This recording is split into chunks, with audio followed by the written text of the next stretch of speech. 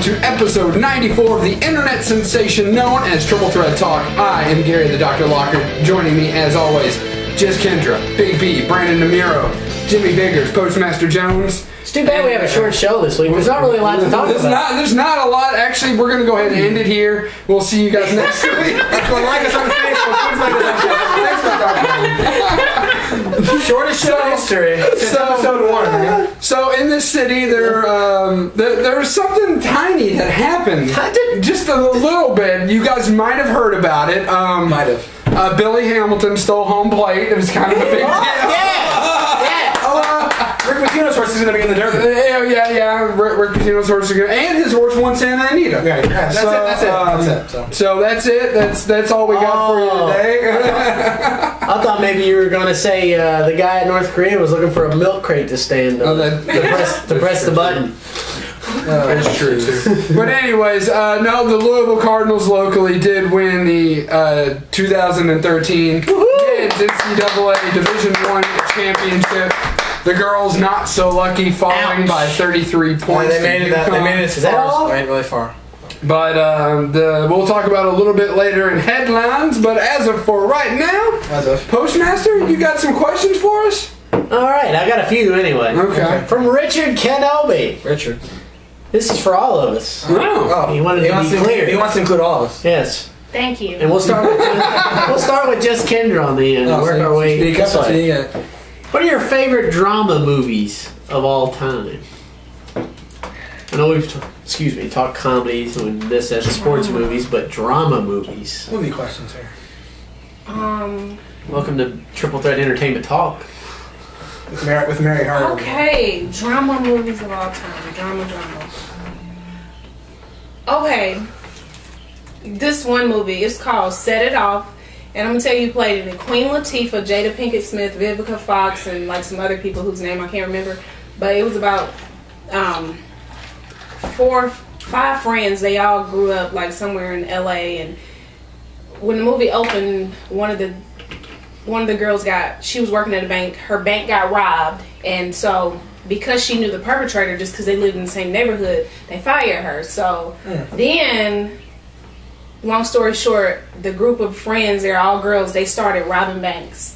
And it was just like a 4 or 5 Bonnie and Clyde type thing, and it was just awesome, and it was just drama filled, and I loved it. And I'm not a criminal, I work at a bank. Inside job. Just think about it. She works at a bank. See? Inside job, right? What's going through her head? And I watch it over and over again, and I love it. She's studying. She's making it. Big B. I like that movie Gladiator. I remember seeing it in theaters. A lot of people didn't care for it because of all the violence, but I loved it. I thought it was a really great movie. Another movie that's I actually saw in high school. I never knew about it until I saw it in high school. Was Cool Hand Luke. I love the movie. Hancock? Not that Luke. Oh, okay. Paul Newman and Cool Hand Luke. That was a stretch, fella. Yeah, it was. I really liked the movie. I thought it was a great story. I thought Paul Newman was fantastic in it. So. I kind of liked the movie Kick-Ass. It was I can go. It's technically, I guess, a comedy, but it was very drama filled. They had a lot of stuff going on. The sequel's coming out this summer. It's newer. I'm not really a drama guy though, so that's as far as dramas go. That's about kind of what I like. Okay. One of the best drama movies of all time, one of my favorites, The Shawshank Redemption, is an absolute amazing movie. Yes. Of course, based off the book by Stephen King, with Morgan Freeman and Tim Robbins. Very good movie. Another one, obviously, I think high on the list would be Forrest Gump. It's more of a documentary, but sort of. It's got a drama. It's a drama. To that effect, if you want to count it, then yeah, Forrest Gump by far. But. Yeah, we can go. From the Buck End 5. Buck End 5. Since the show's nearing 100 episodes, do you still enjoy doing it as much as when you started? No, I hate it. No, I can't stand it. Big B's still here. I can't figure it out. I don't understand. I mean, about 7 minutes in. 7 minutes in. How about you, Kendra? In your short time with us, have you enjoyed doing the show? You can be honest. You're not going to get fired. You're leaving. You're leaving in a couple weeks.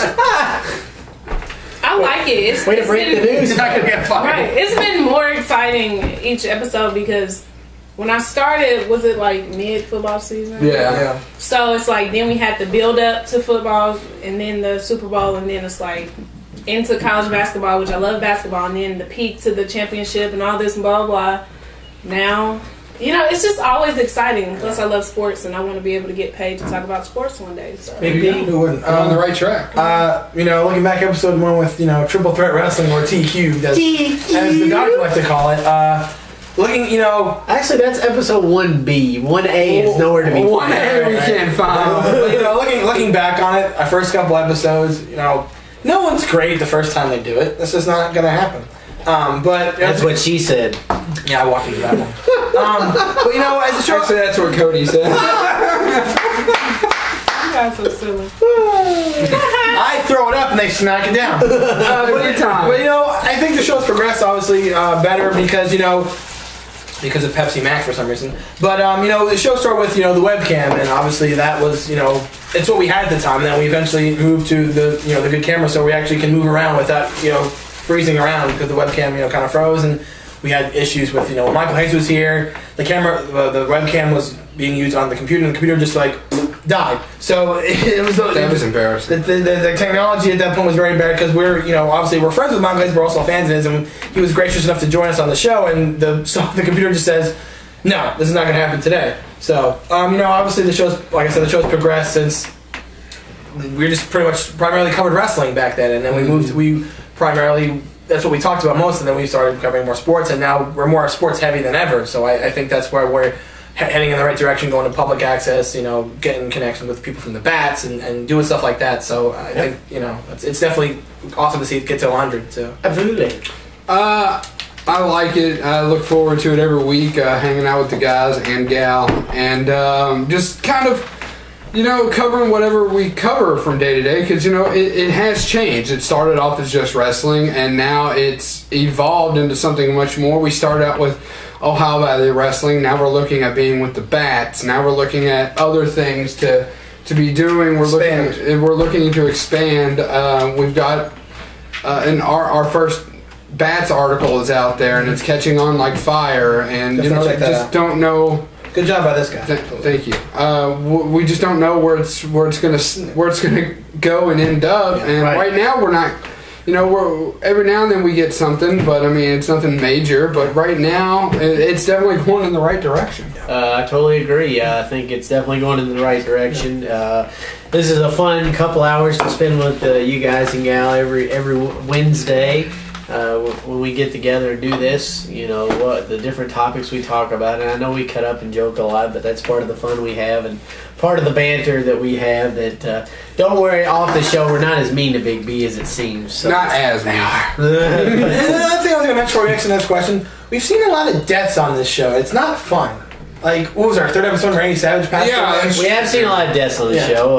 Not fun. Not fun at all. So, from Against All Odds 20. Oh, he's back, huh?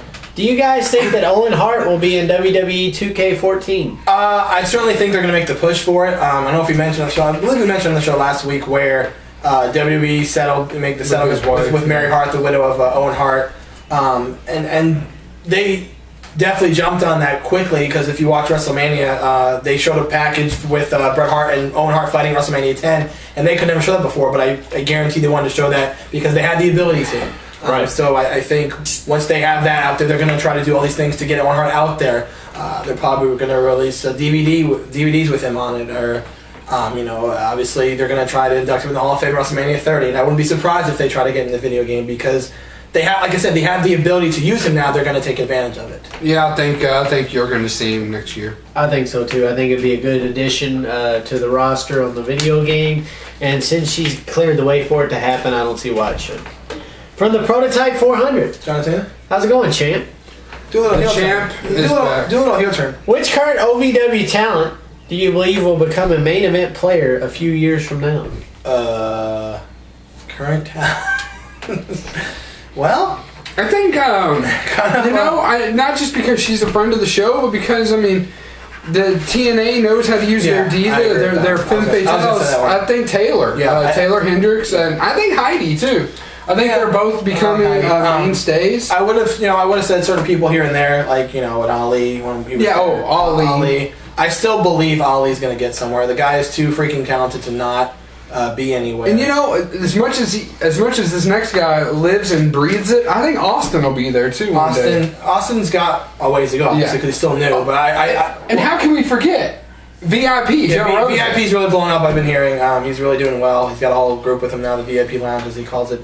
I definitely keep track of VIP because he's a huge friend of the show and he's doing well for himself. But I agree with you. I think all the people you mentioned, I think Taylor has the most upside because I think she was the first gut check from OVW, I believe, and she really shined, and she's still there now. They don't use her. Well, I remember Alex Silva was there too, but she's been used more, I believe. Taylor, she's been worked at house shows. She's been fighting the champions there.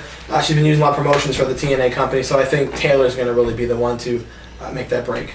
I like Rockstar Spud. I think. You mean Bon Jovi? Yeah. Either way. It's my life. I like him. I think he's going to do some good. He came right in, won the television title from Cliff Compton. Was he Fandango just winning on his debut? He's came in like wildfire, and he's been very impressive. So. Yeah. And finally, for the Prototype 400, to wrap up user questions, what are your guys' current interest level on the NBA? Kendra. Oh, come on. I mean, I don't know. Tell us how you really feel. It's. I mean, I'm interested because I love basketball, but I'm kind of just like, it's the same thing. Kind of. It's very. It's not as exciting as it should be, to be honest. I mean, you have the Heat are just dominating everybody. Yeah. The Knicks is kind of exciting because they started off pretty hot and they kind of fizzled and they're getting hot again. So that's kind of overall, fella, not this year. Overall. Overall. Yes. What is your interest level? What is your interest level now? Right now. Oh, I apologize. Okay. I'm sorry. I'm so sorry. Okay. Anyway, like I said, the Knicks were hot at one point, then they fizzled out, and they're hot again. I like seeing the Clippers because they're an exciting team. I like the Rockets because Jeremy Lin, they're doing great. Although they had a controversial win the other night, we can talk about that when we get to the headlines. But yeah, I mean. Basketball's not, like I said, basketball's not as exciting. Like, I used to watch basketball a lot when I was a kid. I played when I was a kid. But now it's kind of like, Can anyone else besides me not picture that? What's that? Big B playing basketball? It would be kind of hard. I mean, last time he played basketball, he got hit with a lead pipe. Yeah, that was fun. Oh, yeah. These two. But no, actually, it was mainly just me. What the? You see, big PostMaster, doctor. He's alluding to a skit that we did on the show. Anyway, before we run out of time for the break. But yeah, basketball to me seems like similar to hockey, how I view it. I'm not trying to down hockey, but for me, sometimes basketball I don't really watch a lot. When the playoffs are off, I watch it. Same thing with hockey. I don't watch a lot of hockey. When the playoffs are off, I tune in. Basketball to me seems the same way. So it's not as exciting as I think it could be because there's a lot of talent. Just I don't know what it is. I've said it several times. The NBA is killing itself with one and done. A lot of people say, "Oh, let the kids go play if they want. Let the kids go play if they want." Well, guess what? People in the NBA, you don't hear generally about a kid going straight out of high school or 1 year in. Kobe. You need to build a name. All right. Sure, there are certain exceptions. LeBron James, Kobe. Who was the? Kevin Garnett. Thank you. Kevin Garnett. Pierce. Paul Pierce. So, there's 4 right there, but that's really it. 2 that are still dominant. 2 that are still dominant, but the same, going into high school, no one really knows who these guys are except for LeBron because everybody made a huge deal out of LeBron. He was. But, have a kid build up a name for himself, because when these kids are leaving college now, they're still little kids, half of them end up in the D League. Yeah. Well, only like 2 or 3 that have gone recently are still playing on the main active roster. Yeah, and the thing I was going to say to you about the one and done thing, God forbid these kids, they go 1 year of college, enter the NBA, so they get injured, they can never play again. Well, they're going to do that for the rest of their life. They didn't finish school, so they're kind of... Yeah, I mean, we can finish this up. I know PostMaster wants to weigh in, and I want to elaborate on a couple more points, but we'll finish this topic up when we get back from the break. On the other end of the break, stay tuned. Triple Threat Talk. Hey, Cam, thanks a lot for coming to my school today. No problem, Nate. I promise to exercise and eat right. Don't forget 60 minutes of play a day, right? And I'll grow up to be big and strong like you. Absolutely. And play in the NFL. Yes, sir. And be drafted #1. Maybe. Become the starting quarterback of the Panthers. Okay. You can be my backup. Excuse me? And make Panthers fans forget about you. What? And become your mom's favorite player. Whoa. I'm just loosening my arm. And welcome back to Triple Threat Talk. I am Big B alongside Just Kendra, the esteemed one, the esteemed doctor. And say it like you mean it. Whoa. That's as good as you're gonna get. Ho. It's not December yet. Yeah, Santa. Say it right. Don't say it like a smart aleck. Yeah. I said the esteemed one. No, you said the esteemed one. I don't sound like Richard Simmons, okay? Fine, since we can't move on, I'll say it right. This is Big B alongside Just Kendra, the esteemed one, the doctor. Yes. And PostMaster Jones. Hey. Back to your basketball point. So we were talking about one and done. We're not one and done, but the NBA. But I was making the point about one and done. How it's a horrible idea. I've made the comparison several times to if I'm a high level company trying to get it from a pool of people, I'm more likely to go with somebody who has an established name in the college game, or compare it to an executive 3 or 4 years in, than some hotshot guy just now coming in and has very, very little worth and very little experience. I'm more likely to go with the. I don't want to train people on the job.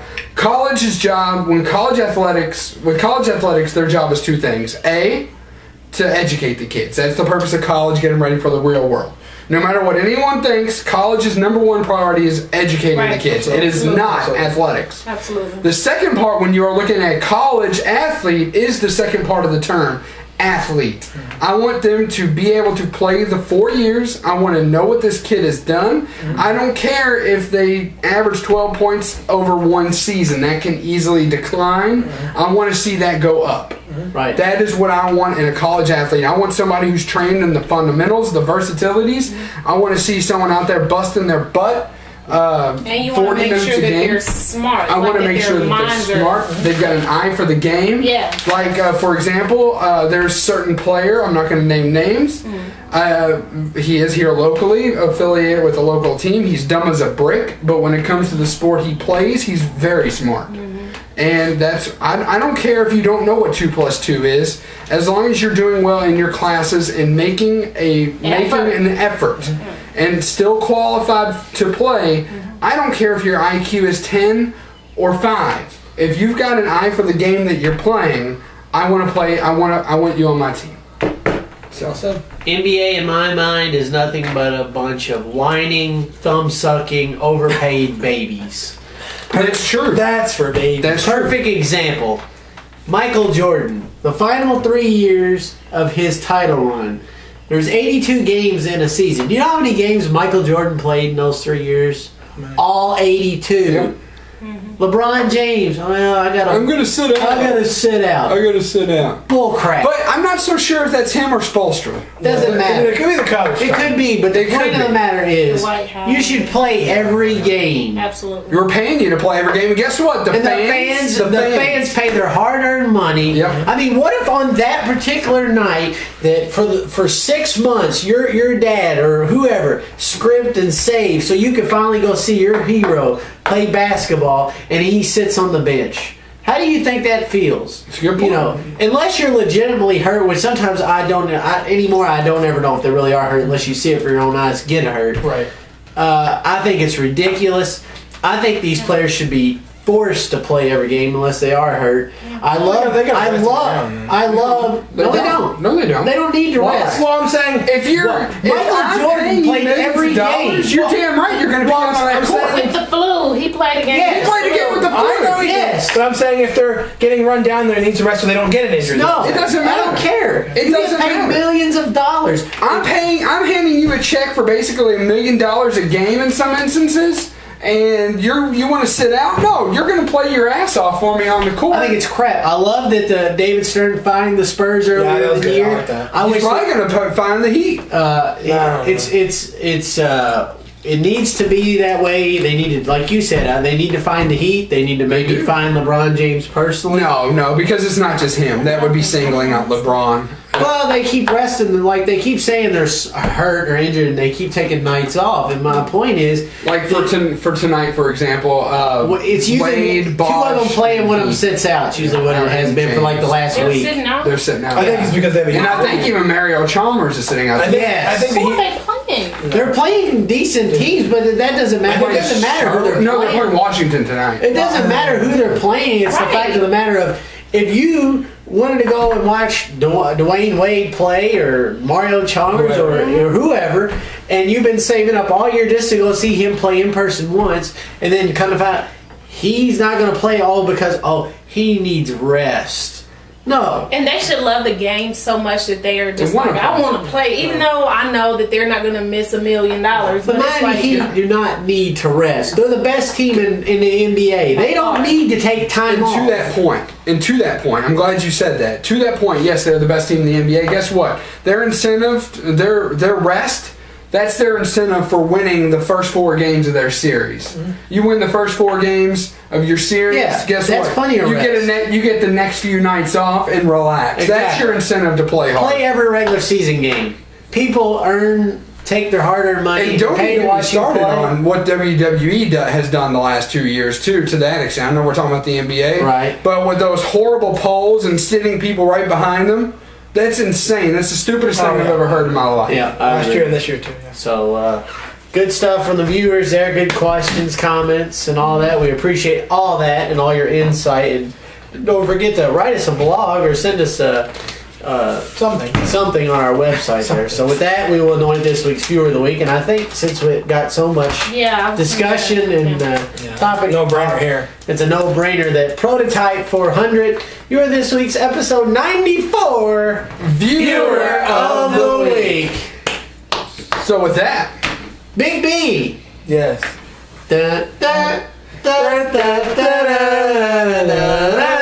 da, da, da. Is this my new music? Yes, it's your new music. No. Overruled. Oh. Big B. Play it anyway. Doctor, give me the news. I got the bad case of the headline blues. Da, da, da, da, da, da, da. I can't even get it. That's what I got to deal with. Don't you feel sorry for Kendra and I right now? I feel sorry for me. I feel sorry for my eardrums. You should dance to it a little bit. True. See, you were upbeat with it. That's true. Anyways.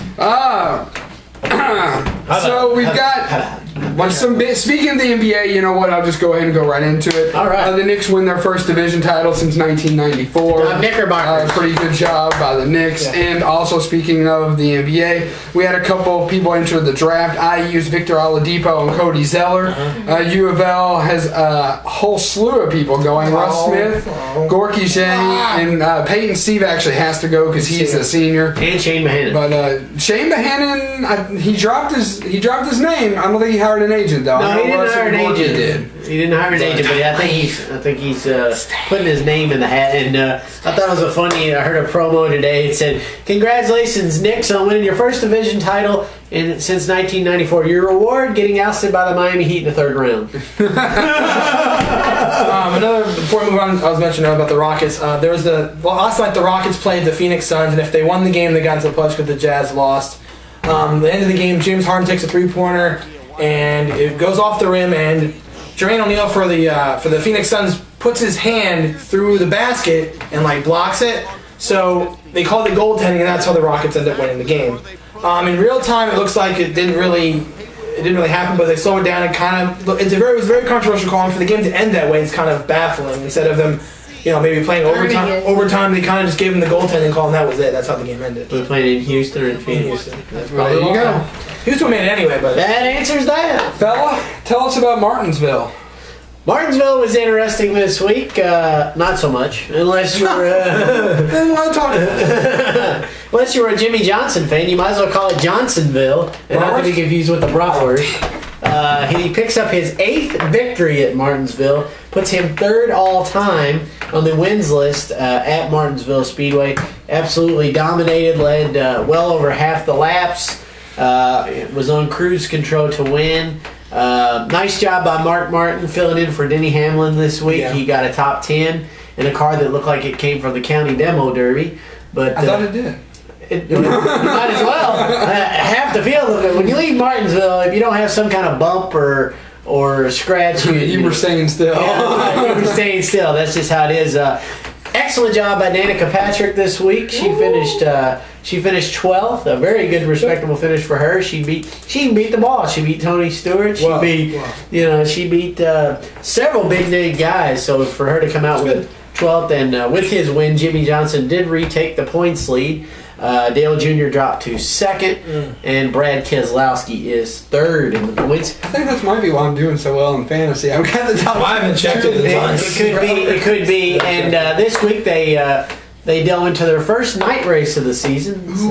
Yeah, Saturday night under the lights in the Lone Star State. Texas the NRA, that's right, the NRA 500 at Texas Motor Speedway. The NRA sponsoring an event in Texas? No! I know. I know, right? Tell me something that's just... So, good stuff there in the wonderful world of going left. Fallon, tell us about tennis. Well, not too much going on. They are prepping for the clay court season because the French Open's coming up in May. One big note that happened... USA lost the Davis Cup matchup against Serbia. No surprise, because Djokovic was playing. But the one thing that came out of it was kind of bad. Djokovic actually injured his ankle. They're still running some tests on him. He was actually at the doctors. They were x-raying. So what's going on? What did he say? What did you come up with? I came up with he should never play tennis again and let Andy Murray just run his course. Oh, okay. That sounds like horrible advice. That was my personal. That was first class diagnosis. I want to commend you on your fine work. Thank you. Your fine work. I get a second opinion. Anyway, but yeah, somebody asked you. That's right, fella. Anyway, but yeah, Djokovic's ankle. Let's see what's going on with that. Hopefully, he recovers in time for the French Open because. The clay courts are pretty tough on your ankles, hence that's why the doll's legs are always messed up because he's so physical on the clay. So the clay can really run you down. So hopefully Djokovic can make a full recovery time for the clay court season. By the way, funny thing I saw on your Facebook. I didn't catch that. So that was awesome. I saw that and I was just like, I've got to do it. Yes. There's go ahead. You brought it up. So I'm scrolling through my Facebook feed, and since he's one of my top friends, his feed pops up one of the first few that comes up. And there's this picture, and it says, "Should I park here?" And there's a picture of it signed that says "Doctors Parking Only." Did you park there? Yeah, I did. Take your spot though. I thought that was good. That was funny. So this week, actually tomorrow, starts one of the greatest traditions of them all. You know, you talk about Wimbledon, you talk about the Olympics, even you talk about the Kentucky Derby. Tomorrow in Augusta, Georgia, one of the best events, one of the biggest traditions of them all. Well, they say a tradition unlike any other. The Masters. Hello, friends. The Masters. You're saying it too loud. You're talking too loud. Hello, friends. Jim Nance here. I like how the NCAA March Madness, he's so loud, the Masters is so quiet. You know what? Because how lucky. Because he's what? Hey, it's a focus. Just think about this. How lucky is Jim Nance? Oh, no, dude, he gets to do everything. He called the Super Bowl this year. He called the national title for the NCAA. And less than a week later, he's calling one of the greatest sporting events in the world again. So he called 3 of the world's largest sporting events within a few months period. His life must be okay. I think he does all right. I think he does all right. Absolutely. I envy him. Yeah, I think everybody does. So it is Masters Week, just like you said. So we'll start with Kendra down there. Kendra, I know me and you are on the Tiger train as always, but who do you think Tiger has Kendra's not because she's not blonde, but you know. Oh, well, that's true. That made me giggle. But as a matter of fact, let's take a quick break here before we get into this. We'll take a quick break. We'll come back. We'll get everybody's picks for the Masters, and we will continue with headlines right after this.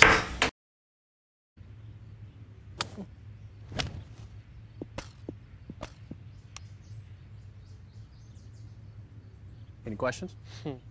Not bad, not bad. Oh, it's gonna be like that, huh? Ah, someone wants to play. Just trying to keep up with the old guy, you know? Dude, is that your real hair? Is that all you got? Go, go. I just can't miss today. Do you ever get days like that? Hey, Tiger, Tiger, you looking? You looking? If you want, I won't win this.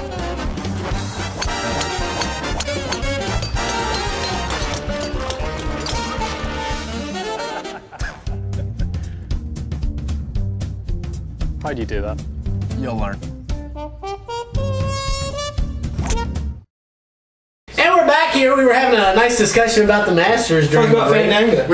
Fandango, which I don't know how Fandango and the Masters tie in. He's a master. I'm sure because, you know, dancing's not allowed at Augusta, but, you know, that's neither here nor there. Because women aren't allowed at Augusta. They are now. They are now, yeah. Yes, they are now. As a matter of fact, I even brought that I think, wasn't it Condoleezza Rice was the first person to play on the course? She was the first girl. Yep, so Postmaster Jones here with the esteemed one, the esteemed doctor, Gary the Doctor Locker, the peon, Big B, and the talented Just Kendra on the end. And before the break, I posed this question to you, Kendra, and we'll get back to you down there. The talented and beautiful Just Kendra. Thank you. What are your thoughts on the Masters, and do you think Tiger will reign supreme after the weekend? I do. I like him. I mean, he might not like me because I'm not blonde. But I like him. I think that he's phenomenal, and I think that, I mean, he's done it before, so he can do it again. He's back at his best. Maybe not his awesome. He's not in his peak anymore, but in his prime. But he's looking like that Tiger again. You know what I mean? So when I watch him, I get excited, and I think that he's gonna come all the way. Big B. You know, I mean, I want to pick Tiger, but I just can't. I don't think he's there yet. I don't think he's back to that Tiger form again. I mean, I agree with him. I think if his best chance to win major is this one, but I just can't pick him right now. I really can't. I'm probably gonna go with, I think Phil wins. I don't know why I picked Phil. I just picked Phil. I don't think Tiger's gonna win this one.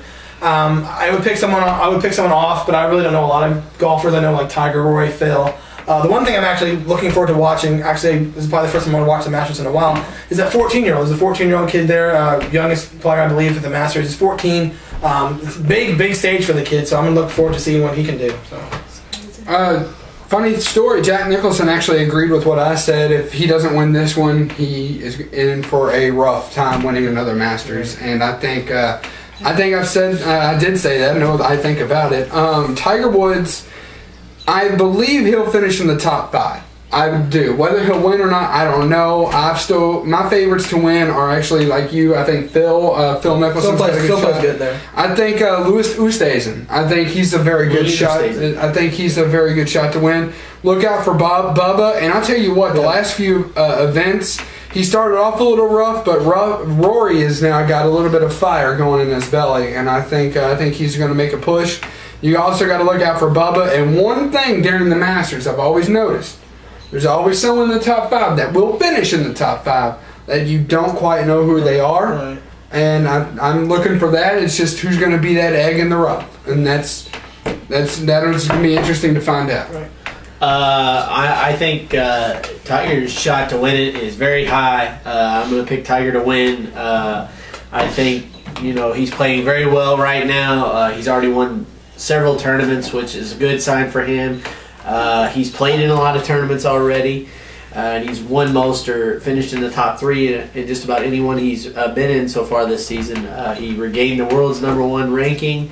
I don't think he's played since he gained the world #1 ranking. I think he took the last couple tournaments off, which they were not very big tournaments to begin with, I don't think. I think one person you need to watch out for that really made a push at the end of the last touring season and the beginning of this touring season would be Brandt Snedeker. I think Snedeker is going to give Tiger a good run for his money.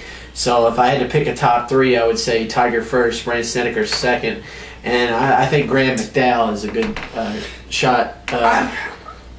Graham hasn't really impressed me much lately. But I think because of the course. Because of the course, he's going to turn it up. And he's English, and a lot of the courses over there are kind of like, the Masters. They're they're hard, they're long, and stop it, stop it. You did it yourself. I know.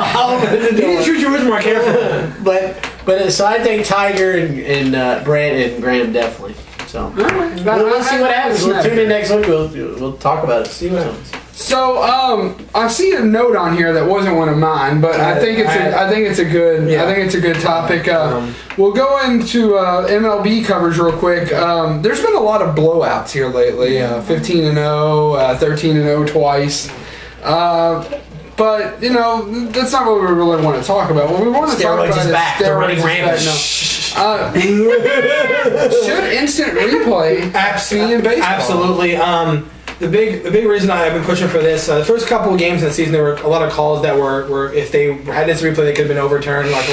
Sometimes the guy would trap the ball, and they said he caught it, whereas if you look at instant replay, he didn't. The one reason I put this down is because this past week, the Texas Rangers were playing the Tampa Bay Rays. Walker?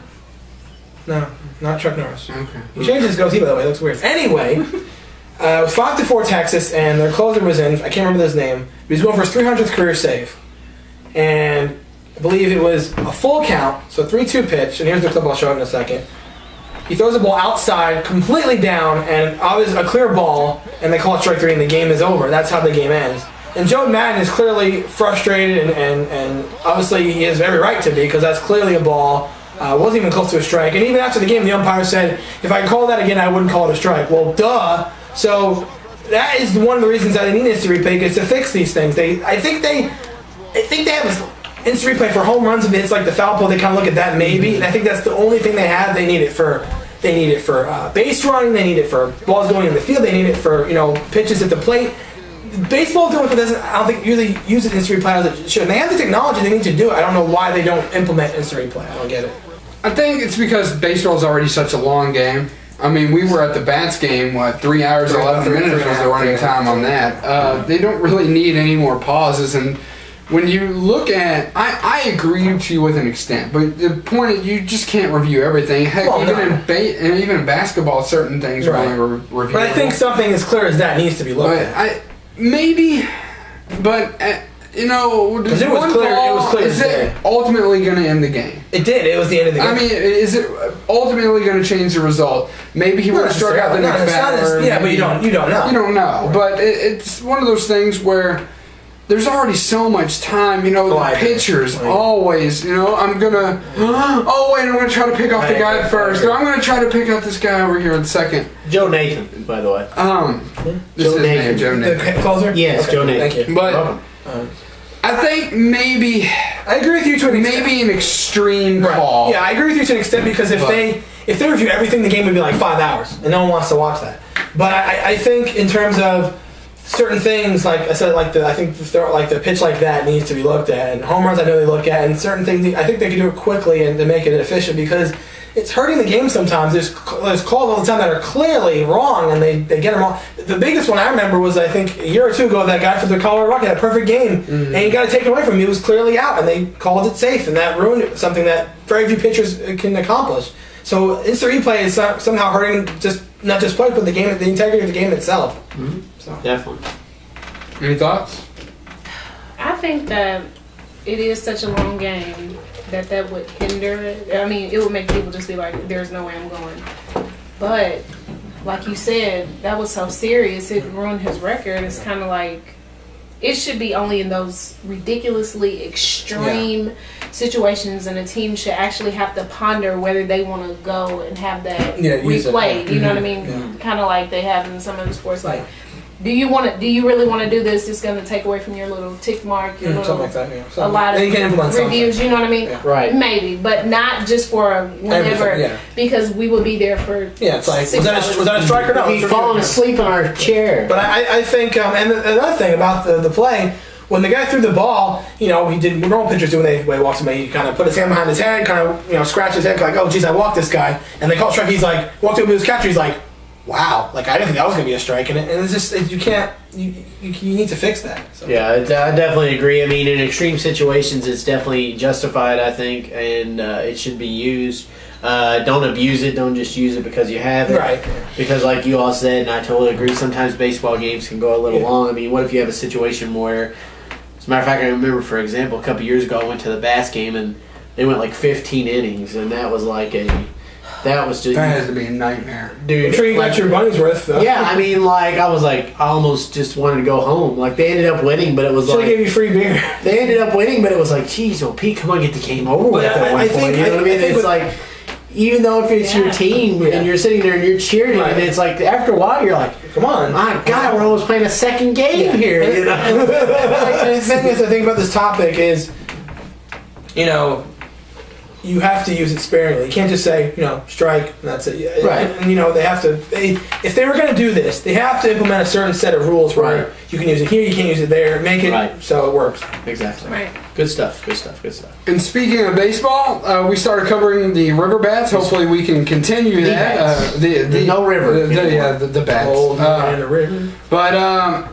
they're looking pretty good. They started out 3-0, and then they went on a little bit of a skid. They lost 2, but they won last night. So 4-2. And they're playing tonight. They're playing Columbus, the Clippers, and I think they play again tomorrow. They close out the series with the Clippers, I think. And then they're on the road. Then they're on the road until Thunder weekend, and then they do the ever-famous Thunder game, and they're back in town. So we got an absolute show when we saw one of the rarest sights in baseball. Number 8, Billy Hamilton, off of a double steal. He obviously, you can't steal home, so you bat it to home. He stole second, was batted to third, and then because of some sort of pitching error, or not pitching error, but pickoff error that happened so fast, he stole home base, which was absolutely incredible. The place erupted. It was the craziest thing I've ever seen. And 3 total bases. And he was taken out in the 4th inning. And he was on base in the 4th inning. So who knows how many bases? If he hadn't got, he got a bout of severe cramps.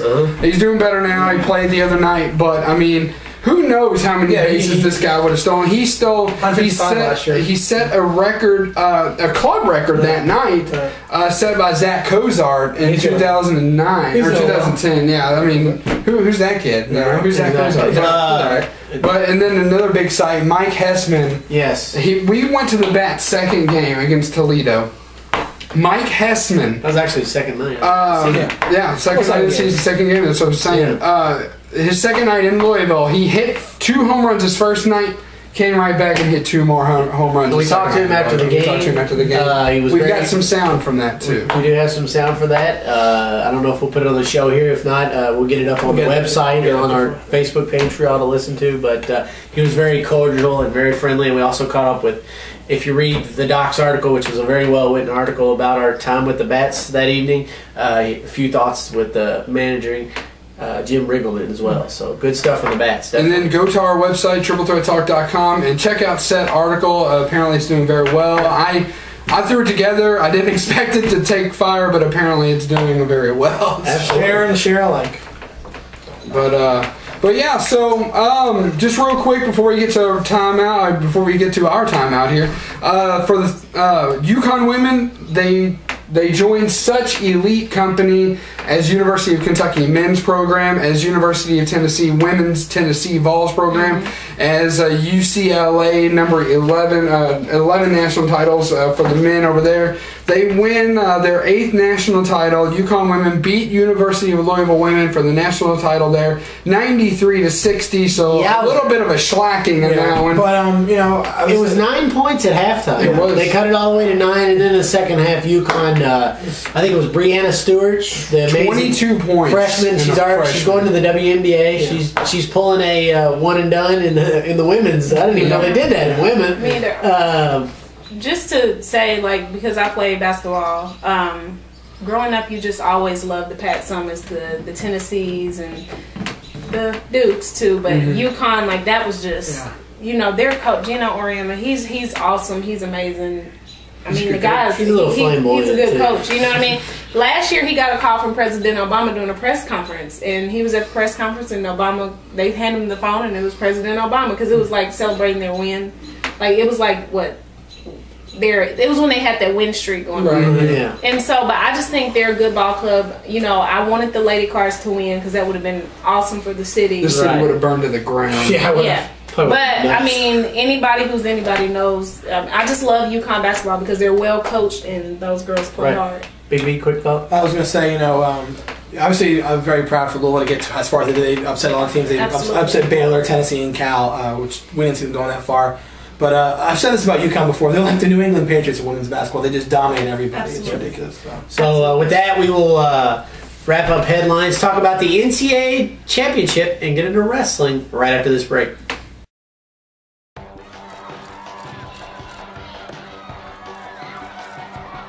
No one expected me to be here. No one expected me to be a starter, to hit game-winning shots, or even play in this league.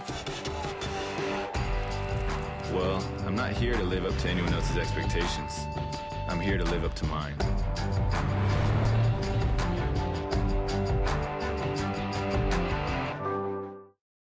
Welcome back to Triple Threat. I'm Gary, the Dr. Locker, the esteemed one, as it were.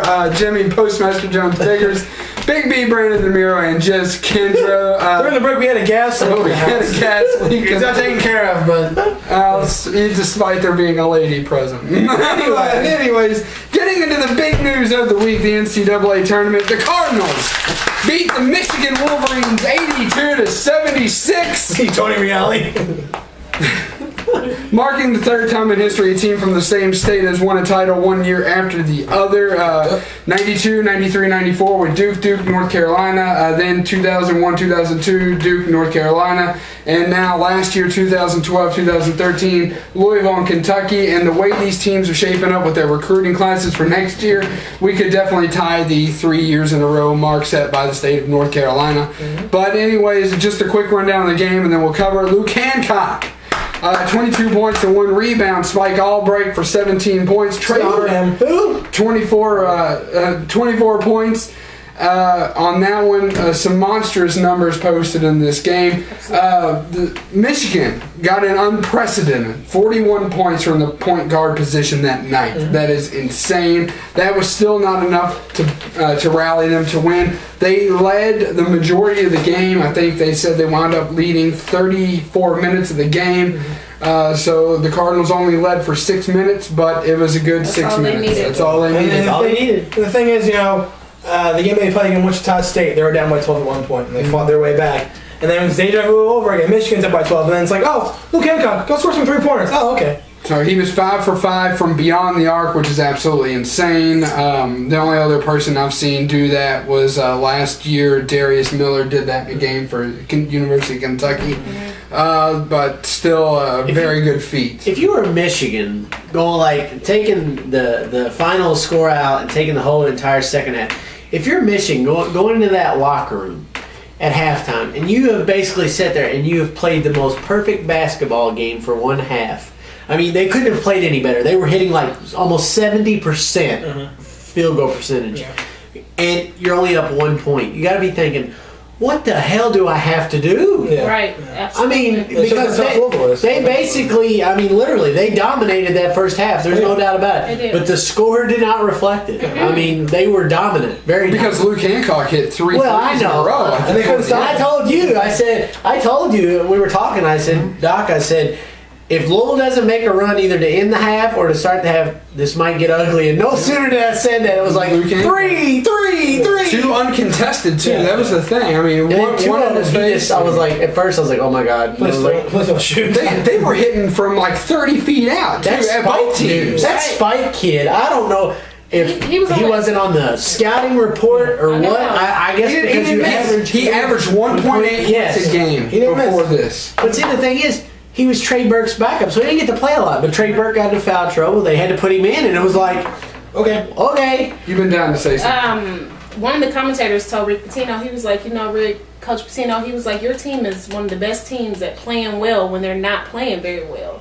Meaning that even when they're all over the place, they still play well. Like even if whatever the other team is throwing at them, they still perform well. It might take them out of their whack, but they're a comeback team. Like you can always count on them even when they're down, even if it's a 15-point deficit. You can always count on them to come back. Oh, absolutely. And do one heck of a job doing it. The comeback to term comeback has already been taken by the Kentucky Wildcats, but they are definitely the cardiac cards.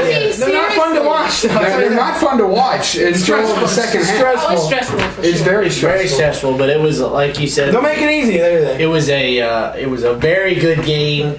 One of the best I've seen there. I will say this as a U of L fan. I know a lot of people complained. I think you should shut your mouth. The officiating was just fine in my eyes. There was a couple calls that were bad, but there was a lot of calls that were bad on both ways. So that kind of cancels it out. The two calls, there were 3 calls in my opinion, and they were all. I mean, you guys know me. I was calling it both ways on Facebook.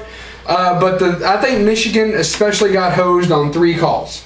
2 at the early beginning, Gorky Zhang obviously getting away with 2 goaltending calls. Even it was so bad, even the commentators mentioned it. And the one that I think Clark Kellogg went absolutely off on was the one-handed tie-up, also involving Zhang, when him and Mitch McGarry were fighting for the ball underneath. Mitch McGarry clearly had both hands on the ball. Gorky had even just fingertips on the ball, and they called it a jump ball, which was absolutely disgusting. It was an atrocious call. But other than that, as Postmaster said, the officiating for the most part was horrible. It was horrible, but it was so bad that it was just fine because all of the they let them play. They were letting them play. There was a couple obvious ones that they missed on Michigan as well. There were, but it wasn't as bad. Like the one where Shane Mahannon got assaulted. He got assaulted, but Trey Burke also got assaulted, and they didn't call it. And then when Mitch McGarry kept knocking Russ Smith and Peyton Siva down in the first half, and they weren't calling it. During the next day, they were talking to Trey Burke. Trey Burke had obvious, and it's hard to see bruises on an African American person. But he's light-skinned. He is very light-skinned. He had bruises everywhere. But that's part of it. I mean, you had to be a man to play in the post that night. Oh yeah, that's what I said. Shane Mahannon got assault and battery. He got assault and battery. He made that shot. And then he pretends like he's Superman against Tim Hardaway and lands on Tim Hardaway and almost breaks it. But now he didn't do that on purpose. What? I don't know if he did or not. No, he did. If you look, he got faked out by the 3. He was already stuck in the air. Yeah. He had nowhere to go. I turned away. I saw him get caught by the I thought he was going to get hurt. I thought it was going to be Here we go again, right? I was not going to be able to watch because that wasn't his fault. I did the same exact thing. I turned away when I saw that. He got caught by the ball fake. He was in midair and he had nowhere to go. Had nowhere to go but down. Yeah, it's not like he purposely wanted to crush Tim Hardaway. I think one of the biggest stories, besides the horrible officiating that was so bad, it was good. It was good. The head coach of Michigan, Mr. John Beilein, he was criticized for playing Spike Albrecht as much as he did over Trey Burke, and I'm sitting there like, the kid scored 17 points, and the talking heads are like, it doesn't matter, you have John Wooden Player of the Year, Trey Burke on this. I'm like, well, he's in foul trouble, so obviously he's not going to be much help to you if he fouls out. Right. This kid scored 17 points only to be matched by Luke Hancock. Right. I'm sitting there like, and for the most part, Luke Hancock was also shut down in the second half. He scored his other 3-pointers in the second, 2 3-pointers in the second half, and a couple field goals, and the rest was done at the line. But he was pretty much shut down from the floor in the second half as well. But Spike Albrecht was definitely. I was getting sick because they were criticizing him for. I'm sitting there like, the kid had 17 points, only 7 less than the Wooden Player of the Year award, Trey Burke, with 24. And they were criticizing not only with that, they were criticizing about him not fouling soon enough. That was bad. And which that was kind of bad. I realized you got to go for the steal, but he went well over past time going for the steal. That is true. And I realized he was trying to foul the right person. They were trying to foul and then at that point, like the thing it was, they were in the bonuses, so they had to foul Gorky, and they were in the bonuses, so they fouled, I think, Russ after that, and Russ made his free throw. So he didn't have enough. Yeah, because he miscalculated his fouls, and he thought, like he said, they were trying to foul Gorky, And then it was like, oh crap, we got one more foul again. Well, then Russ got it, and he made both free throws. So it's. Russ Smith had a bad game. He did. He had a very bad game. Last 2 games were not that good. He didn't play very good the last 2 games. And I think it was evident by the fact that Luke Hancock played a lot of minutes, and Russ Smith sat on the bench quite a bit.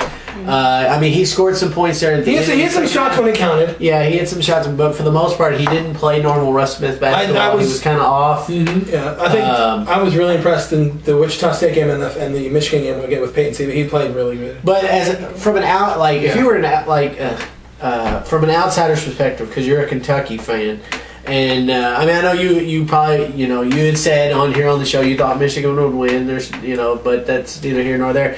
What were your thoughts as an outsider's perspective? Not really having like a real like woohoo cheering interest of the game as a whole. The game as a whole was very good. I liked the game. I think when you have a national title game being decided by 6 points and really even going down to the wire, it was very good. There was very good post play. I thought everybody who said that Zhang had the upper hand on Mitch McGary just because of the experience thing, I think they were shut up, because I think Mitch McGary handled Gorky Zhang very well.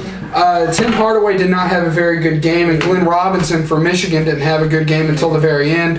I thought that Luke Hancock, obviously, player of the Final Four. I mean, you can't, there's no arguing that. Tim Henderson, I thought, really did well in the Wichita State game. I thought it was Tim Henderson that really, in the Wichita State game, really kind of scored 2 3-pointers back-to-back and gave U of L that confidence that they need, saying, guys, we're not done yet. And from there, Luke Hancock kind of took it away, and I know you and I had a discussion about that. But I thought player of the game for Wichita State was definitely Tim Henderson, in my opinion, for starting that fire. But overall, Luke Hancock definitely for sure. Peyton Siva, I thought, commanded the floor very well. Oh, absolutely. Yeah, he played out of his mind in the second half. Peyton Siva did what a point guard should do. He was letting it get done from other places, running the offense. The second half, he knew he had to do something because they were shutting down Luke Hancock for the most part, just like on the other end of the floor, Spike Albrecht was being shut down, and not a lot of production, like I said earlier, from Tim Hardaway. I thought that one of the biggest turning points of the game was, like you said, when Michigan looked deep down after they were up so much and Louisville kept nipping on their toes. What do we have to do to put this away, put these guys away? And when you're in that situation and you don't quite know what you have to do, you start fatiguing yourself. And for the most part, for 36 minutes, Michigan played almost flawless basketball. Almost flawless. And then they just fell apart. And they fell apart because of their own doing. It was nothing U of L. It was mental error. It was mental error. Fouling. It was one of those things that for the entire tournament, I made the statement, and as did you all, that U of L took people out of their game plan. I still think they could have lost to Colorado State, but Colorado State took them out. They took Colorado State out of their game plan. They took Wichita State out of their game plan. But for the first game out of the entire tournament, it was not U of L that took Michigan out of the game, that took them out of their offense. It was Michigan that took Michigan out of their game because they kept asking themselves, what do we have to do? And you could see the fatigue growing in Trey Burke's face. Tim Hardaway was getting frustrated with himself. Glenn Robinson, there was part of the game with Glenn Robinson, I thought he was going to have a stroke on the court because he was so fatigued. He was gassed. Mitch McGary had to come on and off the court. There was a couple times where within 2 minutes, Mitch McGary was on and off the court 3 times. And to that point, I give them credit because that's a team of freshmen. Oh my gosh! They're gonna. If none of these kids leave next year, you're gonna be talking. You're gonna be talking about Michigan. Oh yeah, definitely. It's gonna be back here. It'll be UK, Louisville, and Michigan. It'll be the talk of the town next year. I'm sitting there. Golly. I mean, it was amazing, and I think one thing a lot of people pointed out too. We wanted to rant and rave and talk about U of L's defense. But it was U of L's offense that won them this game. It wasn't their defense. They played outstanding offensively. So, all the talk, which, don't get me wrong, they still had some good plays on defensively, but their offense really stepped up. Like you said, Peyton Siva with that dribble drive to get those easy layups. He could go to the hole anytime he wanted there for the longest time. So, what did you think? I just think that, being a Duke fan, I think that both of those teams, great teams, elite teams, all of those players left it out on the floor. Okay, oh, they did. And I think that game proved that game and the Wichita State game proved that basketball is a game of runs, and U of L makes that evident the way that they're down and they come back, and they'll be down for 4 or 5 minutes, come back, and it only took them the last 4 minutes of the game to get ahead and keep it ahead. I think both teams they laid it all out on the floor. It was one of the best final games I've seen since I've started watching basketball. a million years ago. So it was awesome. They played well. Siva stepped up. He exemplified a true point guard. What a point guard is supposed to do. They're supposed to control everything, mandate everything, make things happen. He distributed the ball very well, and Gorgie was awesome. They did a good job. Luke Hancock, I was impressed. Yeah. All right, well, we will delve into wrestling and wrap up this topic right after this.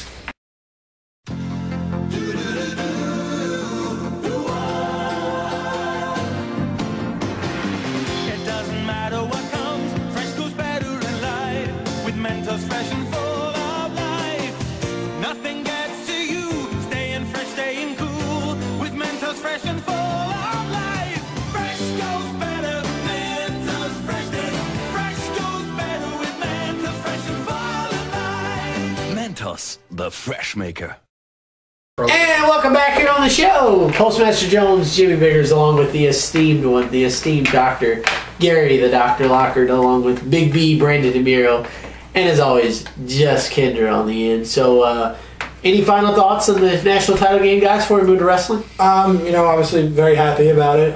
Got the hat, got the shirt. So, glad to see Louisville win championship. And,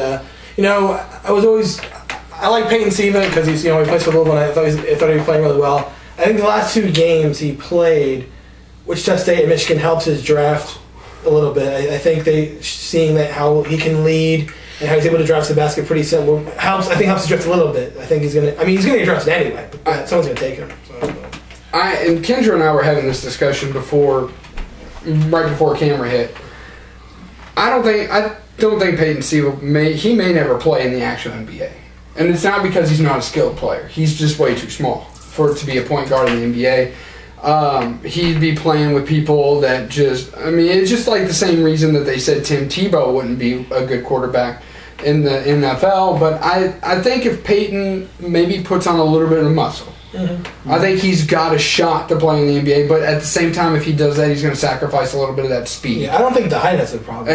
I disagree. Look at Nate Robinson. I disagree. Look at Russell Wilson. Look how small he is. I'm just. That's football. But that's I'm just saying. Small, but yeah. But I mean, it's one of those things that I hope not, because from a Kentucky fan in years past, we usually hate the U of L Cardinals just on principle, and their players. You can say what you want or not about how some of their players act on and off the field. Or off the court. I actually like this group of U of L Cardinals. I like Peyton C. I think he's a stand-up guy. I like Russ Smith. I think he's hilarious. And you can see that he talked Coach Pitino into doing the Harlem Shake video that's now so famous on the internet. I like Luke Hancock. The only 2 I really don't care for are Montrezl Harrell and Shane Bohannon, and those are obviously from their off-court behavior. They've done some bad things off-court. But other than that, I like this group of talent, and I hope Peyton Siva. I hope I'm wrong about Peyton Siva. Me too. I really do. Honest to God, if I've ever hoped myself to be wrong, I want it to be for Peyton Siva, and I just don't see. I see, like you said, a team drafting him just to see what he can do and to see if he can get there. He'll go. Francisco Garcia's still on the He comes in every now and then. He's not going to go first round. No, I didn't think T. Will plays for the Celtics and does really good. He still play. But, I think he could maybe he can do a DeJuan Wheat type thing. DeJuan Wheat played 16 years in Mexico, made $300,000 a year. That's $4.8 million. And that's not bad. And that's not bad. I think Peyton Siva has got a good shot to make a very good living. Yes, he's gonna get paid. Even if he has to go overseas to get paid, and I think he'll play for a long time. A good 8-10 years at least, I would imagine. And like you said, $4.8 million to play overseas or in Mexico. Cost of living's a lot cheaper over there too. $4.8 million goes a long cost of living's way. a lot cheaper. A and B, if you invest your money wisely, you won't have to work when you retire. Right. They do have big spiders. Yeah, they do. No, that's okay. The biggest thing in other countries, how here, just offshoot fact, here, our houses are $200,000-300,000. Over there, it's not uncommon for houses to be $600,000, $700,000 to $1 million. In Britain, for a loft in downtown London, $1 million. That's understandable. It's like living in New York. But everything else is pretty much, okay. So that's headlines this week. Good stuff as always. Definitely very big topics this week. So with that, we move on to wrestling coverage. OVW this week. I didn't have a chance to catch OVW this week. There's been a lot of things. I know that Brittany Deveray is going to be wrestling Paradise. That was this past week. That was this past week. I'm not sure who won. That was a Saturday night special. They did have Saturday nights, but do you know who won? No. And it's not because OVW's been bad lately. It hasn't been. There's been other things going on in my life, and I think and other people's lives going on. It's just we weren't unable to pay Saturday much attention. and Sunday things are going on. Yeah, Saturday and Sunday definitely things were going on that we were to cover instead, but. We'll put it up on the website. How about that? We'll put it up on the website what happened to OVW because we definitely want to keep our relationship good. Definitely check out them on IMTV. They're actually on. So if you don't even have to live in Louisville anywhere to watch them. Yeah, and then ovwrestling.com and ovmania.blogspot.com. Actually, I go there. Brian will have everything. He'll have everything, anything you need to know, including the top 20 that were number 3. And April Fool's. And next week, it doesn't matter. We made the list. And next week we will have a little bit more coverage of OVW. And I do want to apologize to our friends at OVW for not being on top of the ball, but there were other things, and I think it's understandable. Things are evolving. Exactly. So with that, we had a pay-per-view this week. Oh yeah, something. I know we're gonna tease into it. I told you guys that night I wasn't impressed with the pay-per-view.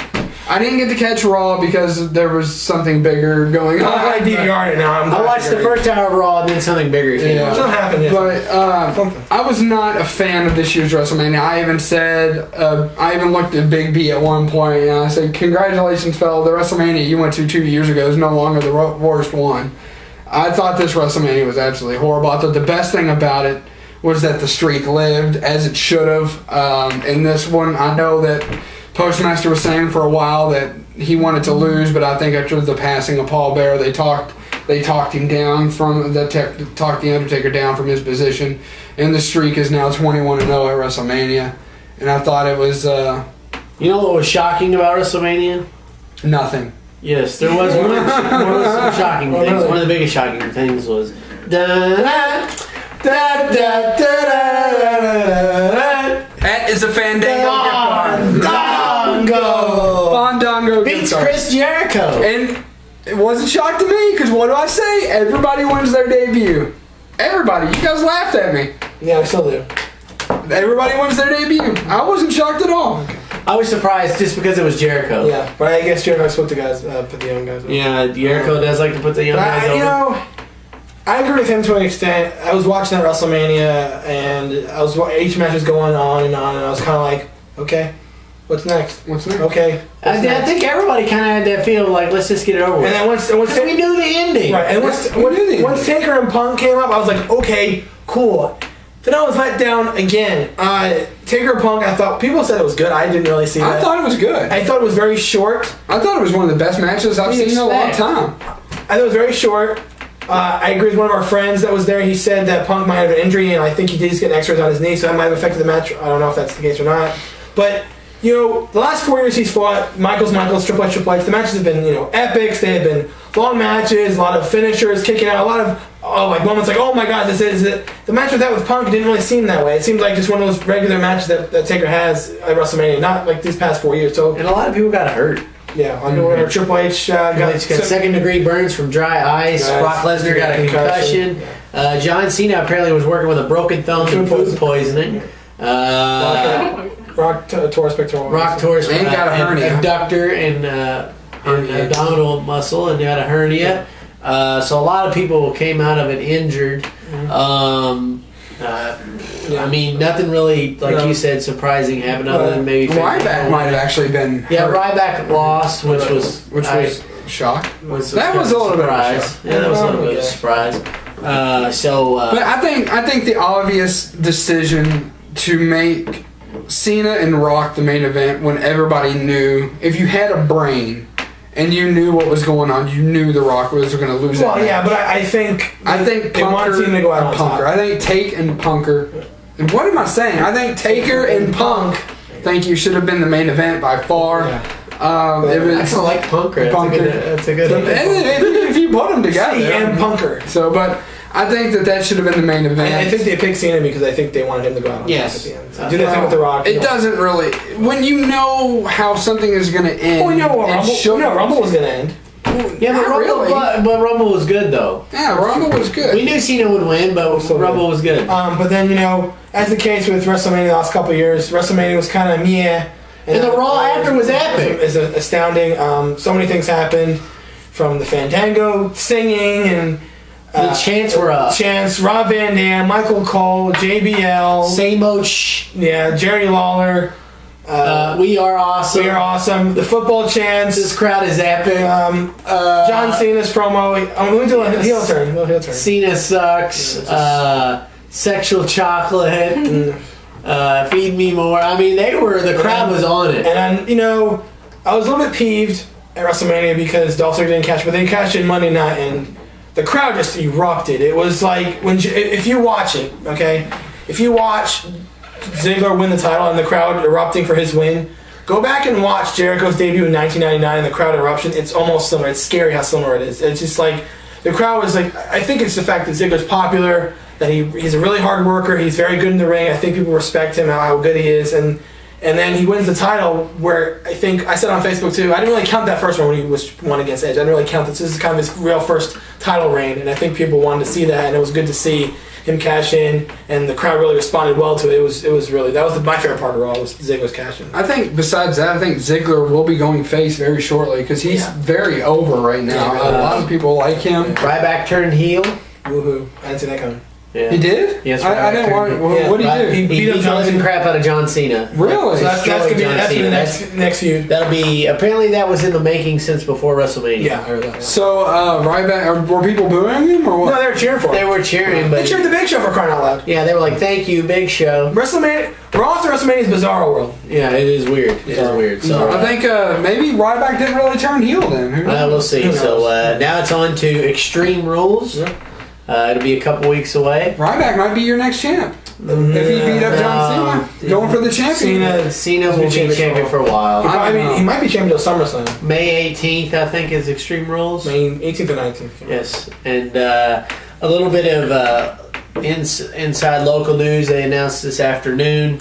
I think me and Big B are going to go, and I think the wild card, Michael Rickard, I don't know, you're more than welcome to come, but TNA will be taping a live Impact Thursday night show on July 18th. I'm guessing at the Yum Center. I guess. It could be at Broadbent or Freedom Hall. I'm not sure yet, but July 18th is a Thursday. It's an actual live. It's not a live event. It's not a house show. It's a taping. So it'll be live on TV. Maybe we can see if Taylor can get us backstage. So that'd be really good. I think even though we don't talk a lot of TNA, I think we'll talk about that. We will go and talk about it. We might actually even watch a little bit of it leading up to it and see. Steve Aces and Nate, they're not going anywhere. No, but I just hope the God AJ Styles comes back soon because I really don't want to go unless he's there. So I hope Aces that's wrestling stays around for a while. Good stuff. There, you guys have a wild card. I'll tell you what. I think we've all. I'm going to get on the soapbox here about the attendance, about the people paying for seats lately because you were talking about that, and I made a statement about that. Which one?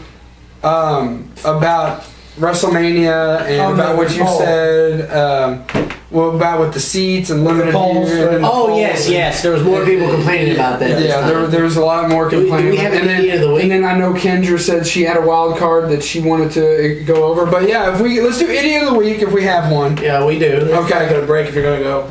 Yeah, we have an idiot of the week, so we'll give our idiot of the week first, and then we'll do the wild cards and wrap up the show after the break. Yeah. Big B, our idiot of the week. I don't have one. Yes, you did. I did? Yeah, the guy from Twitter. Oh, thank you. I almost forgot. Okay. This is a guy on Twitter. I heard about him. God, I almost forgot about that. I can't believe it. Guy on Twitter, his Twitter handle is @OZBanks. And I'm not going to repeat some of the stuff he said because it's just cruel and doesn't need to be repeated just to give him any recognition. But he was basically making Kevin Ware jokes, which is absolutely distasteful. The guy was from Wichita, so obviously he's sucking on it now because Louisville's won and Wichita State gets nothing.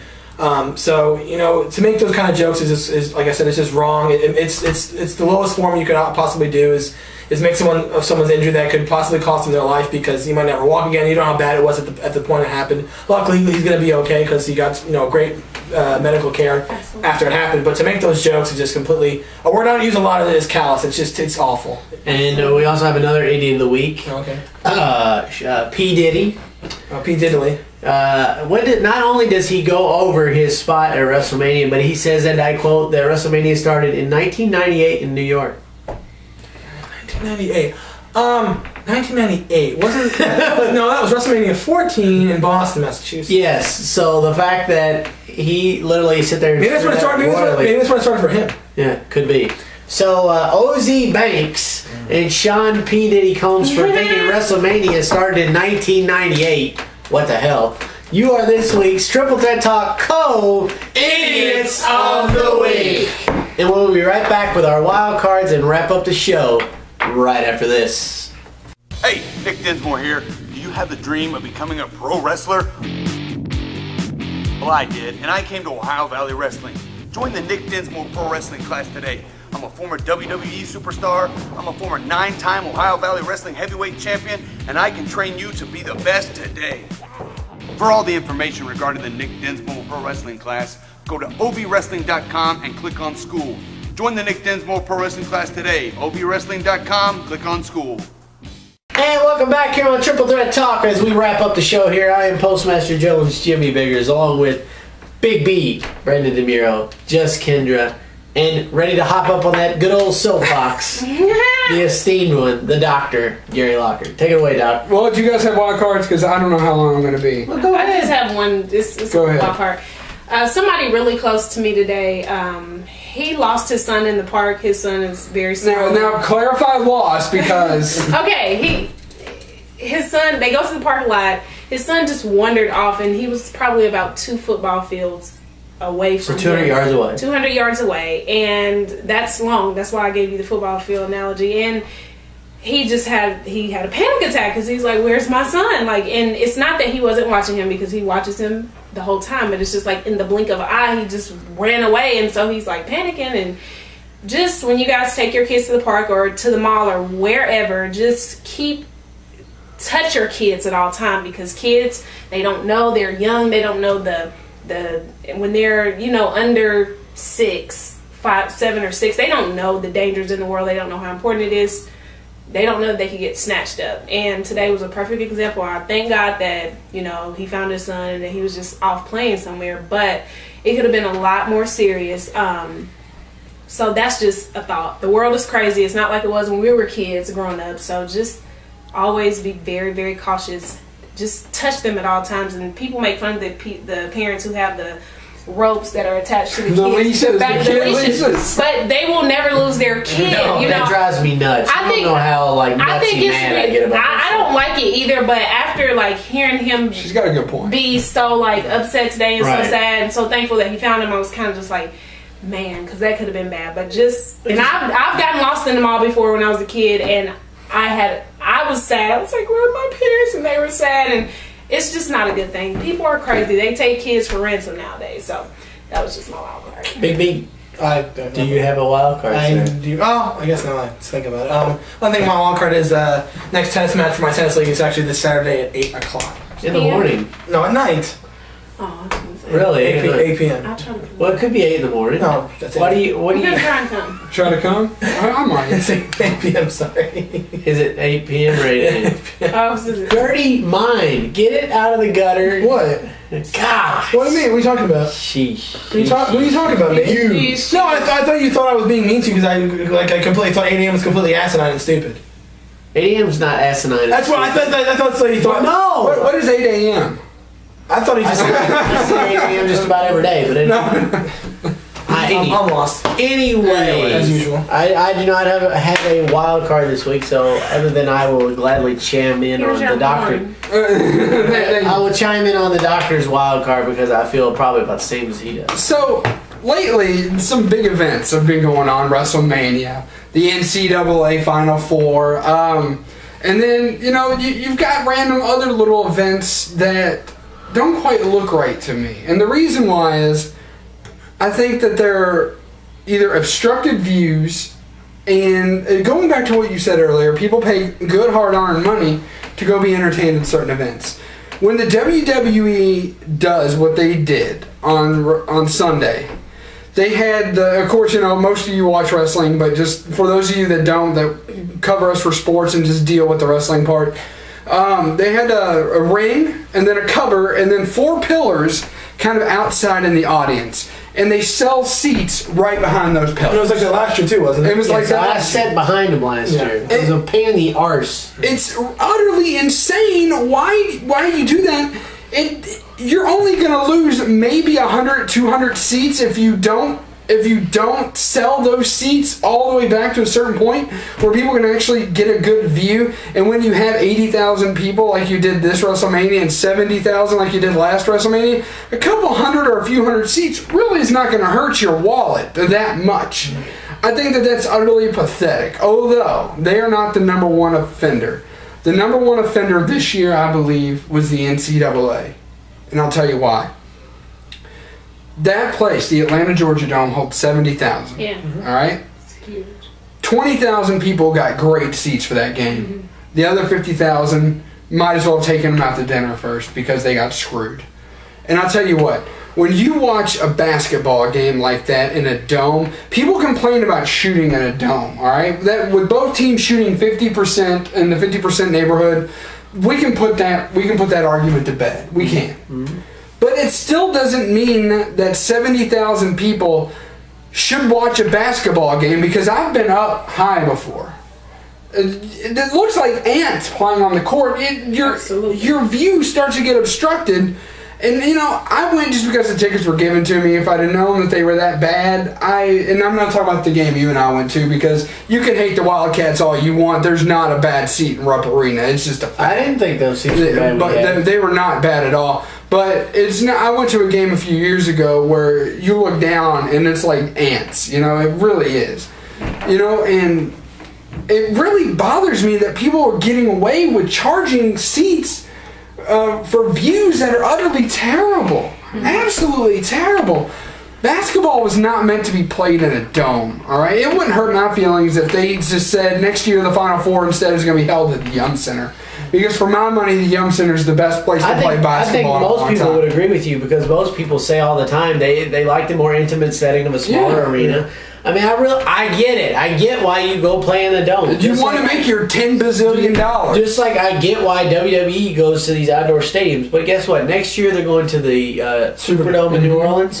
They won't have that big cover and those pillars, I doubt, because it's indoors. Yeah. The only reason they do that is protect from weather. From weather, right. Which I think if they know the weather's going to be nice, they should take that down. Yeah, and I think that this year, and it actually did rain during WrestleMania. Yeah, I don't know if a lot of people caught that. Sprinkled. Yeah, sprinkled. I think that was a failed experiment. I think if you're going to have outside, have it like where you had it in Miami, MetLife Stadium in April, it's not smart. I think it got to like 40 degrees in the main event, which is very stupid. Yeah, you shouldn't. Just like having the Super Bowl is going to be there next year. Yeah. Very dumb idea. Very stupid. It's snow for all you know. Yeah, you can be playing on the ground. You can play You could be playing the Super Bowl, especially in February in that area. You could easily be playing in 2 or 3 feet of snow. And it could be 2 warm climate teams. And I lived in Jersey long enough. In February, it's cold. It will be 2 warm climate teams. It's cold. It's cold. But I mean, it's one of those things that it really has bothered me the last 2 or 3 years, and I really, we're still at the show. We're starting to get to that point where people are using our stuff. We're starting to get a little bit of credibility. So I wanted to, choose now to kind of put that out there because it really bothers me. People, like PostMaster said earlier, and he's right. He really put the imagery there. Somebody could be scraping up saving for 6 or 7 months, right? And it really makes you kind of sad for these people that go and you end up with a terrible seat or an obstructed view or a seat that should never have been sold. It's absolutely horrible. It's terrible. And shame on the WWE for that, and shame on the NCAA especially for that. I think Mark Emmert needs to really sit down, the president of the NCAA really needs to sit down and reevaluate where they hold future huge games like that, because it's just not worth it. It's just not worth what you have to go through and what people pay to just show up. And it's just flat out not worth it. I agree. I think it's ridiculous. I think, like you said, and like I said earlier, people spend their hard-earned money, and I think they deserve to have better. I think it's ridiculous. So that's pretty much it for me. I'm off my soapbox. Okay, good. Step down. Good job. Well said. You may step down. Yep. Definitely. Give me my horn back. There it is. Big B. Yes. Take us home, fella. Is that it? Anything else? Anything else to... I think it does it. Alright, so good show this week. As always, if you want to like us on Facebook, please do it. Facebook.com/triplethreattalk. You can follow us on Twitter @triplethreattalk. You can send us any comment or question, and of course your blogs at triplethreattalk@yahoo.com. And of course, visit our website, triplethreattalk.com, for blogs and on the bats, and obviously our show posters will be there as well. This is Big B. This is Gary, the Dr. Locker, just saying I won't go into any further detail, but please keep my family in your prayers. And this is just Kendra. You guys have a nice night out there. This is Postmaster Jones, and this just come across the wire. Breaking news, the Heartbreak Kid, Shawn Michaels, will be driving the pace car this Saturday night at the NRA 500 for the NASCAR race. So if you're a wrestling fan and a NASCAR fan, check it out. The Heartbreak Kid behind the wheel of the pace car this Saturday. I know that's This is Big B signing off, and you know what? Fandango, take us out! Da-da, da-da-da-da.